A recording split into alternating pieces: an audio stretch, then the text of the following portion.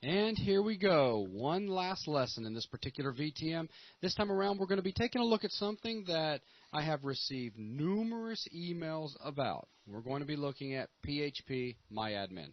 It is a utility. Basically, it's a series of PHP files that give you a graphical front end to MySQL. It's actually quite cool. Now, why did I not introduce this in the very first VTM? Well, quite simple. I wanted you guys to get into the console. I wanted you to become familiar with working in it. You know, if I introduced this at the very beginning, a lot of you guys would have never, ever, ever opened the console. You'd be like, why do I need to? Well, I'd like for you to know where it is. I'd like for you to know how to use it. I'd like for you to be able to get in there. So with that, Logan, let's go ahead and show them first where they can get it, how they can set it up, and then how they can use it.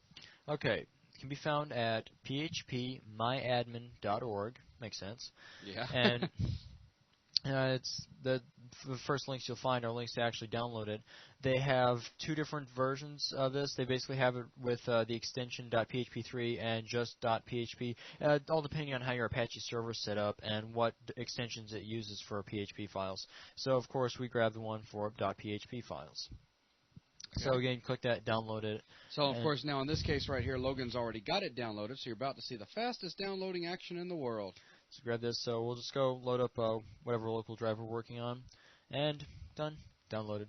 All right. So to install this, it's very simple. All you have to do is extract it with path information to your web root. So go ahead and extract files. Now, just in case none of you beginners out there caught that, this was very critical what he said. Extract this to your web root where you've been dropping all of your browser documents, all your HTML and PHP files. Right, because it is written in PHP. You're going to have Apache catch it, hand it off to PHP, and so on. Absolutely. So whatever drive, web root, go ahead and extract it. And after that, it's let's see, phpMyAdmin. So go ahead and. You want to go ahead and drop down into web root and change the name of the folder that it created? You can. You don't have to. So now we're inside of web root. This is the folder that it extracted itself to. If you want to make it a little easier and not have to remember the version to get to it, because we're actually going to be typing in this folder in order to get to phpMyAdmin. So go up, load up a local web browser, and go under that phpMyAdmin and grab index.php. Yeah, so notice he's going under the folder, phpMyAdmin, and then he's typing in index.php. So go ahead and load that up, and ta-da! There she is. phpMyAdmin. Now, this thing, it does offer quite a bit of power, especially for a beginner. And it's not just for beginners. I mean, it really can speed you up. It does have very advanced features. You can do a lot through this. Absolutely. And the cool thing is, if you guys get really, really slick with PHP and an understanding of how MySQL functions, you can actually create one of these yourself.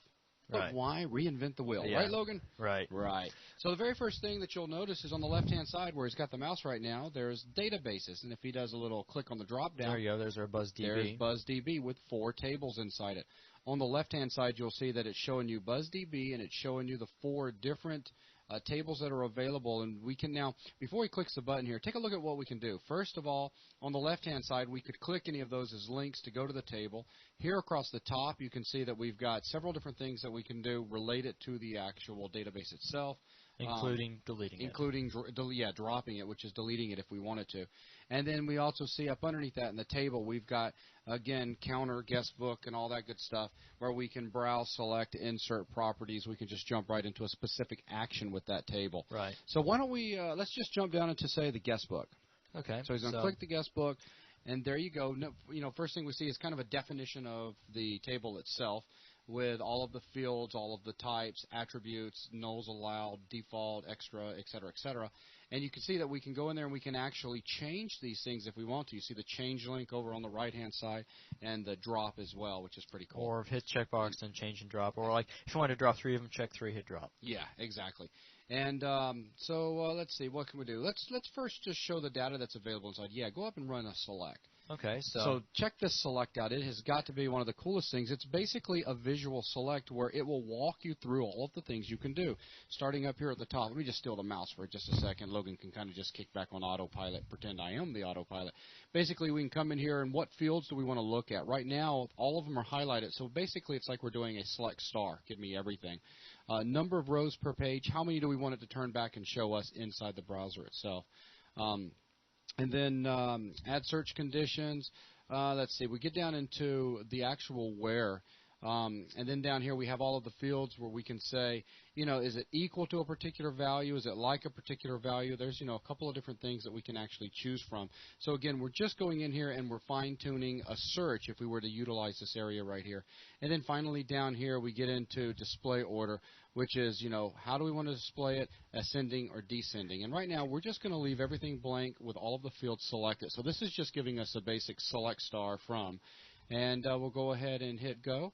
And what we're presented with is another page that gives us a listing of all of the records that's found in that particular table. And in this case right here, these were the records that were added earlier when we went in there and was demonstrating the little guest book after creating it. So Logan, go ahead and edit one of those just to show them how they can actually update the record themselves right here. So you go in, take some information out or add it, whatever. So now you're basically working with that text field that's in the database. So you can just take that last line out, go ahead and hit go, and it updates, and there you go. Here's another very cool thing about this. When you're in doing selects, say you're working in PHP and you want to know exactly what this is doing. Like you've gone through all through here, you've come up with a really cool select that you like, where it's like greater than 3, so on, and you came up. And you're getting the exact results you want, but you want PHP to mimic this now. It's really cool that they give you the SQL query that was run. Absolutely. You can grab the SQL query and then throw it into, like, say, your PHP script. Yep. So yeah, absolutely, that's very handy, especially if you're kind of studying different types of, how would I write this or that? You could come in here, visually lay it out, and get the feedback, and then, as Logan just said, paste it into your actual code. And we also have the ability to come in and insert new records. I mean, we've got quite a few things that we're able to do here.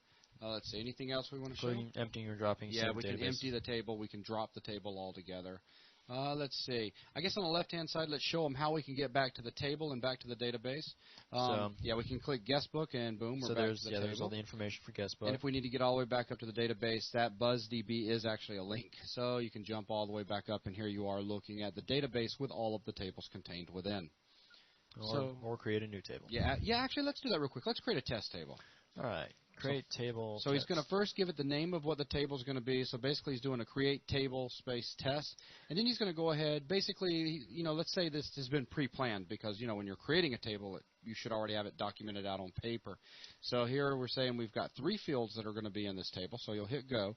And we'll get a page that's dynamically generated that we can go in and start filling out definitions of how these 3 fields are actually going to be. All right, so let's set up that auto ID that had all those extra values we had to set. So auto ID, we made it an integer. We left it at default. We made it unsigned, not null, and gave it auto increment, primary key to keep it unique. Okay. So all that, just by clicking buttons, I now have basically the equivalent of that first line. Very cool. So we could go and maybe put the name in, which was a varchar, length 64. We didn't put any extra attributes on that. And we've got email, which is also a varchar 64. So we go ahead and save that table. And there we go. We've got a test table, and here it's showing us those fields we just created, what attributes they have, what type they are. So we can go into that new test table now, which I just did. And let's insert a record into it. As you see, select is grayed out because there's nothing in it. So insert, and the auto ID. Not put anything else. Let's just let MySQL handle incrementing that value. Name, Logan, email, the Jayhawk. I could put my whole email in that. This is just a varchar field, of course. So insert that. We could run a select, and let's just go ahead and basically select all. And there we have record. There we go. We see auto ID has a number in it that was taken care of MySQL, and we see the other data that Logan put in there himself. Very, very cool. Now let's go ahead and empty it real quick. Okay. Yep. And so now it's gone, and you can go back to test out here to look at everything. And say we want to actually drop the test table out because we're done with it for this example. Well, hang on one second. Run another select from guest. I need a record to do that. Okay, good. All right, now just wanted to make sure everything was gone out. I thought I saw something that acted a little strange for a second. All right, now let's go ahead and go with drop. Yeah, SQL. That's where basically write out your own SQL out here. That's where it went to a second ago. So go ahead and drop it out. Yep, and this will actually delete the table. So you can see it's gone, and now it's actually been deleted out of the BuzzDB. Very, very cool.